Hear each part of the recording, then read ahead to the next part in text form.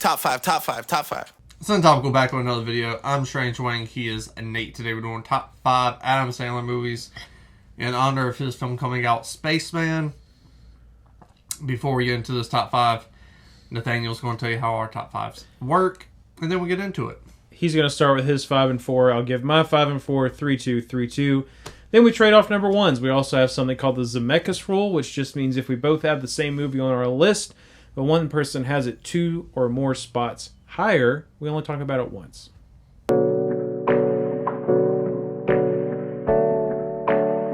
Number 5 for me is going to be the last excellent comedy from the Sandman, and it is going to be Big Daddy at my number 5. That's my number 5. Big Daddy, iconic, quotable. I get heart. Yeah. I like stupid Adam Sandler, but I like it in pieces. This has it in pieces, shut up, stuff like that. In lower quantities, I think it goes further. Yeah. But the heart of this movie, mixed with the hilariousness and the iconic lines, is fucking incredible. I had a stepdad, and I was like, why this motherfucker won't let me eat a plate of ketchup? Why can't I call myself Frankenstein? You know how many times... Did you wipe your own ass? Yeah, Sonny, I can't wipe my own ass. It's about damn time. It's about damn time. There's countless times in elementary school that, like, we would just spit and see who could, like, suck it up. Like, Dylan and Cole Sprouse did in this movie. That is disgusting! It has that innocence, which is beautiful, and you understand. It's so easy to understand why Adam Sandler fell in love with this kid in that relationship, that this movie's just so touching, so funny, and just a great performance by him, because we don't get a lot of that emotional Adam Sandler, especially at this time. Yeah. Do you remember what does he do for work in this movie? I was just thinking about this. Damn, what does he do? He doesn't work. I don't think he works. Does it say how he gets the money? Or is the kid's his reason, like he wants the kid to get like a check for it or something? Right? No, his friend, yeah, who did the Daily Show, right. He's holding on to the kid for him. Right. Yeah. But I think he's rich. Inheritance? I guess. Because his dad's a lawyer? I'm just trying to figure out how he has such a kick-ass apartment. Yeah. That's a cool apartment. It is a very cool apartment. His girlfriend works at Hooters. Yeah, in a city. She ain't making that kind of money. Like, that apartment is expensive. Anyways, all that aside, I agree with absolutely everything you said. One of the better performances by a child actor in film, and the script kind of lends to it because it is goofy, and like you don't have to worry if the kid's goofy, it's fine, it fits. Captain Kangaroo. But yeah, like just watching him like fall in love with this kid and like grow up a little bit in the process, which is a constant theme in every Adam Sandler movie, the man-child growing up a little bit. This is one of the ones that does it the best. Am I lying? And other than that, I don't really have much to say outside of what you said. You gotta tell them about the Scuba Steve costume you bought because your child's being born this year? Well, we're not there yet. But is it at least in the cart in Amazon?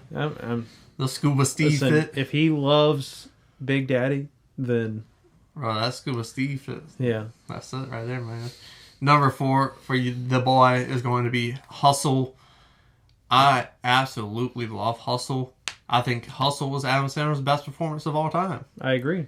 Wow. I think Hustle is an incredible movie about passion, the underdog story, coaching, how a relationship should work when it comes to goals and being a team to achieve something. I think it's the best basketball movie ever made. I think his performance lends itself to that loving father very well, the loving husband very well, the hard-ass coach, the loving, nurturing coach, the sympathetic coach when it needs to be there. And when you get to the end of this movie, your heart is just all for these characters and where they're at, and you're just super happy for them. And the ending's realistic. It doesn't like, oh, they were put together and, he was the coach of this team, head coach of this team, and he played for him, and they won 9 championships. Nah, that shit's real. Yeah. And it feels very real. It also has a Rocky reference in it. I love that shit.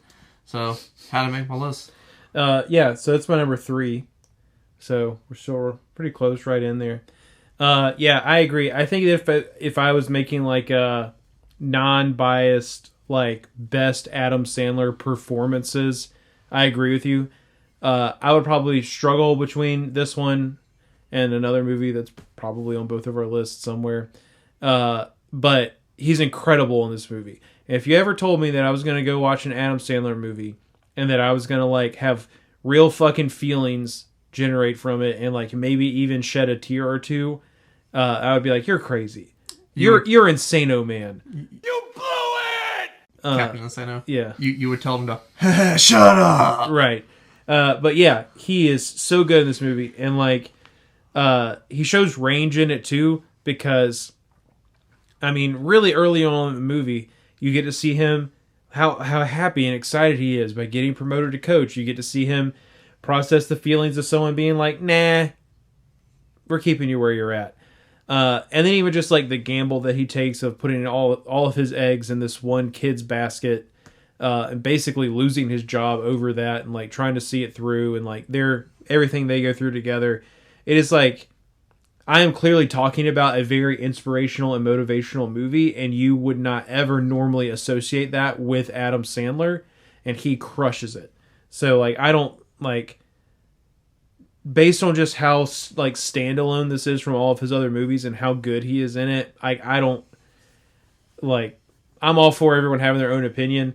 I would have a hard time with anyone disagreeing that this should be in his top 5 somewhere. So yeah, that was my number 3.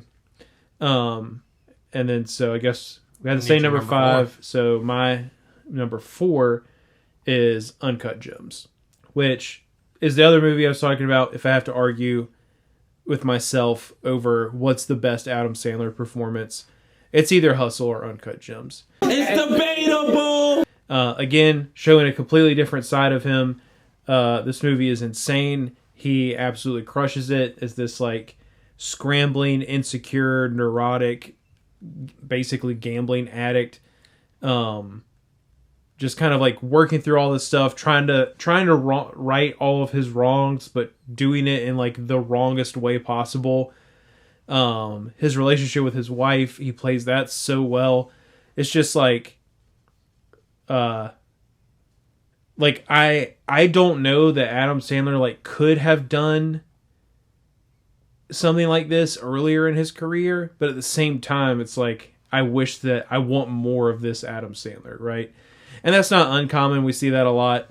Comedic actors who like built this massive foundation and following and their entire celebrity on silly like 90s and 2000s and 80s comedies. They get older and they do some serious stuff and they absolutely crush it.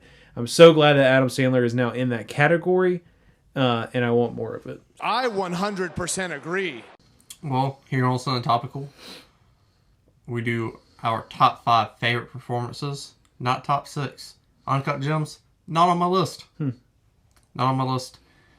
But it would hit that number 6 spot. I love a good scumbag in cinema. Sure.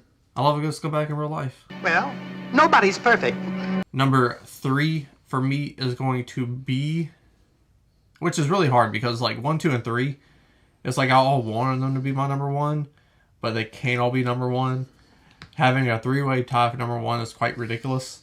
So it was very hard. That's what she said. But number 3 is going to be Billy Madison. The whole gimmick is lunacy of this grown man going back to school, starting in 4K, working his way up to a senior in high school. Again, a lot of funny fucking moments. You get the relationship with him and the teacher and all the good shit that comes with that. That Miranda Cavanagh, one hot piece of ash. The fucking Nudie Magazine Day, the fucking Penguin. I'm talking about it and I want to make it my number 1, but I'm going to talk about the other 2 movies. I'm like, I want them to be my number 1. Mm-hmm. These 3, my top 3 to me are like absolute classics. When I think of Adam Sandler, I think of good fucking comedy, and I think of these 3 movies, but just the lines, the quotable lines from Happy Gilmore is, I mean, Billy Madison is chef's kiss. They're phenomenal. If peeing your pants is cool, I'm Miles Davis. I could go on and on and on. I could make a top 10 list about my favorite lines from Adam Sandler movies, and I would only use those 3 movies. I love the dialogue in early Sandler films. This is being one of them I love a lot. The reason why I put it at my number 3 spot, though, the ending, I think, is quite ridiculous, especially with the Ex Machina Steve Buscemi lipstick shot. Like, Well, all right, that's a scene. To be fair, they at least like had him in the movie. Yeah, you know, it's a scene. Yeah, he goes, "Thank you for apologizing." yeah. Don't remember that motherfucker until boom, the end. When I was a little kid, that shit was fire. Now it's just like, the whole like, the ending makes sense until he tries to kill Sandler, and it's like, all right. And then that dude gets shot. It's like, oh, whoa, whoa. Kind of lose me there, but Yeah. phenomenal movie nonetheless. If it's not on your list, I would ask you if you smoke drugs. That's not on my list. And you know I don't smoke drugs. Let me see the veins. So You like this? I think would you agree that like when we're talking Sandler classics, Billy Madison, Happy Gilmore, and The Waterboy are like the big 3. Yeah, that's his unholy trilogy. Yeah. And so I don't really know when the last time I've watched any of those was, but I've seen all of them so many times. Dude, Go ahead. I don't want to cut you off. Well, I was gonna say I don't know if it's like I want to I'm certainly not against rewatching any of these movies, and I think that I need to. But for some reason, when I was younger, The Waterboy, which is also not on my list, and Happy Gilmore, just like are the 2 that really stuck with me the most. And for some reason, I just never really like don't get me wrong, any time that Billy Madison was on TBS or TNT or whatever, I was gonna watch it, but it just never really stuck with me the way those other 2 did. So, I kind of agree with that to a certain point, but for me, it's The Waterboy the one that stands out as the one who like doesn't really fit in.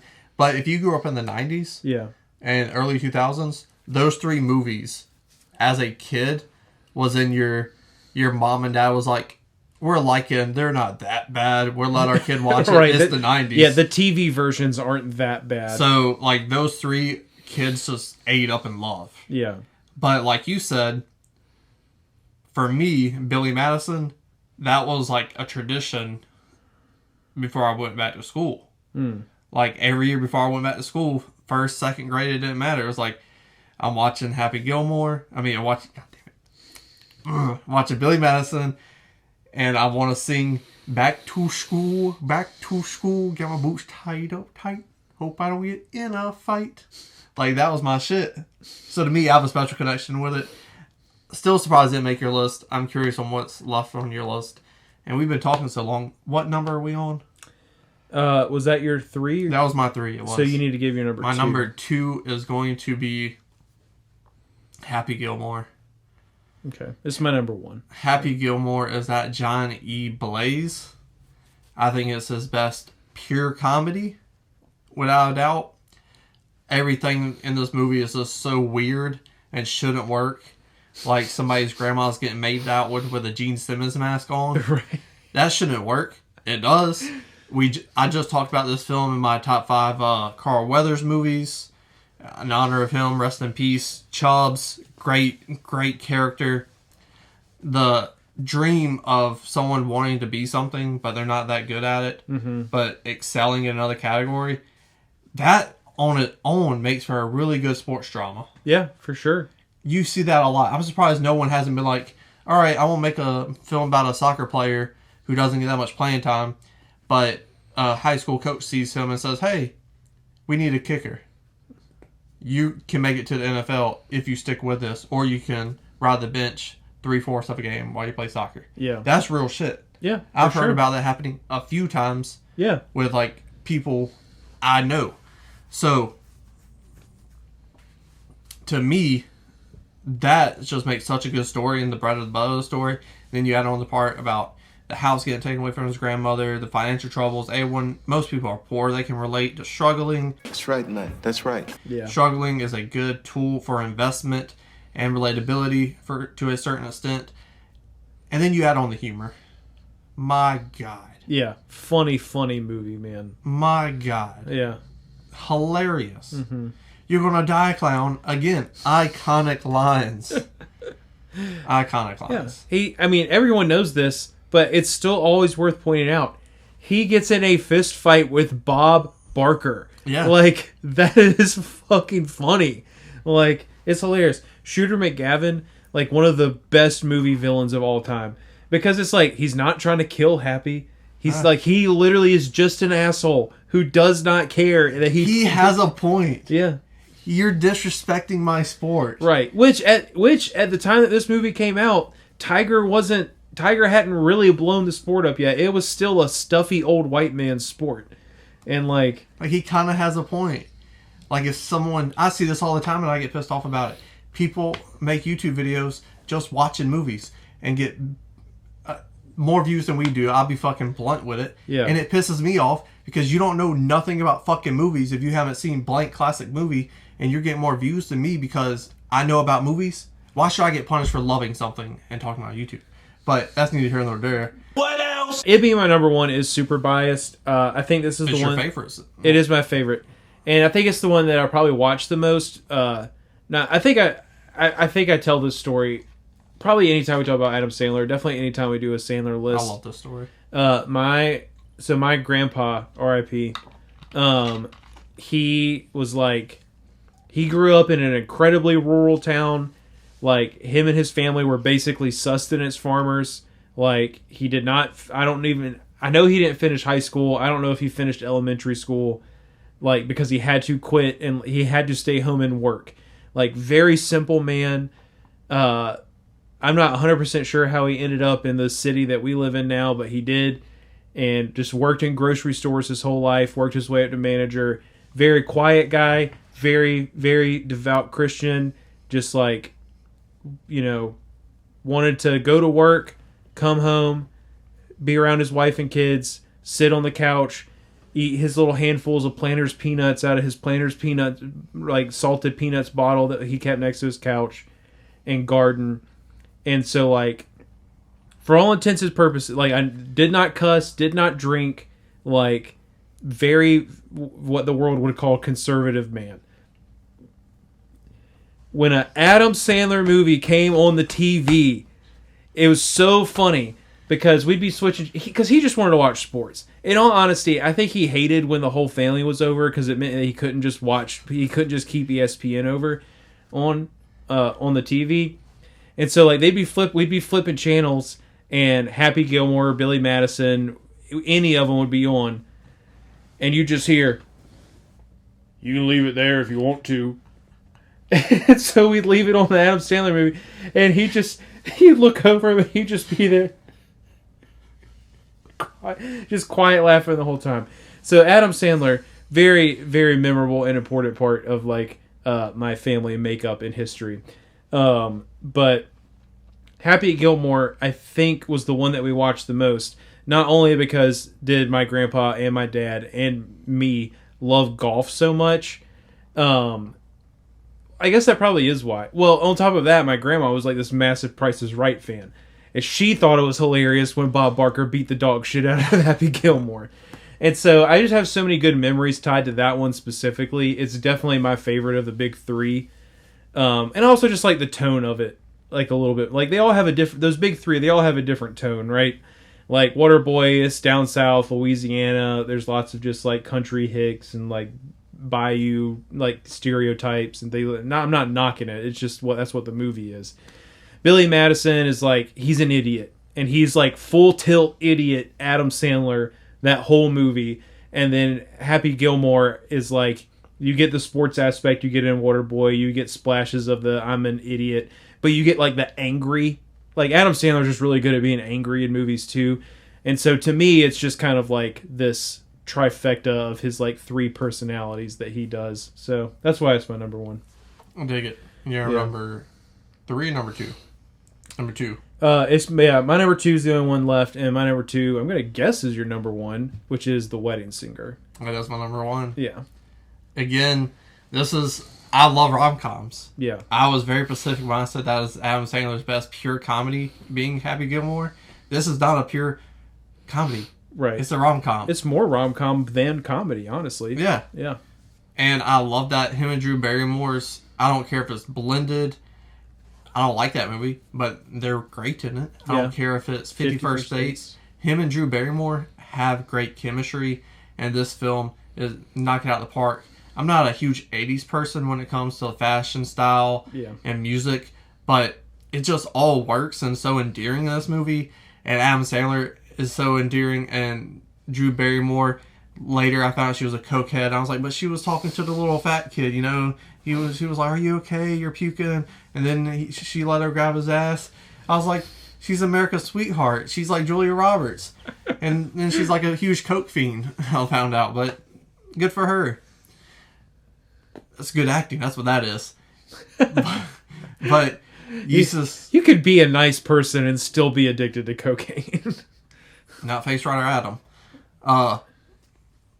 Anyways, yes, we have a friend named Face Rider Adam.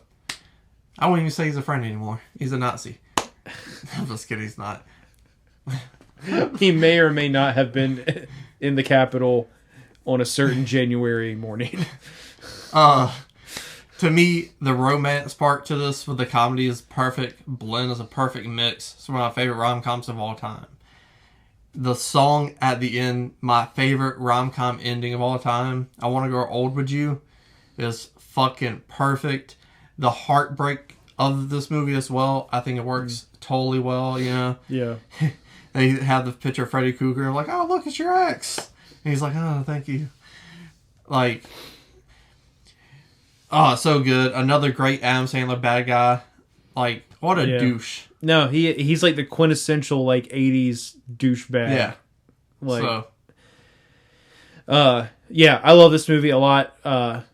Basically, for all the reasons you just said, I love that it's maybe his most pure rom-com. In that, like, he doesn't do a ton of, like, the Adam Sandler. Like, he's, like, a little quiet. He's more soft-spoken. But when he does his, like, big, deep yell, it's, like, it's not because he had a random outburst of anger. He has a real reason to be mad. Yeah. Like, at his ex. He just wanted was a Van Halen t-shirt. Yeah. And, like, you know, he has real reason to be... But he's also, like, a really nice guy in this. Like, all these people love him in this movie because they know that he's also just a really nice guy.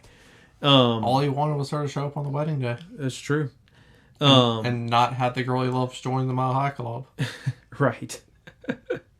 But yeah, it's like the stuff he goes through with his ex in the beginning, like, and just like him falling for this girl, and like I think that's really relatable. There's probably not too many people in this world that haven't like developed a really strong crush that you at least let yourself believe was love on someone that was with someone else.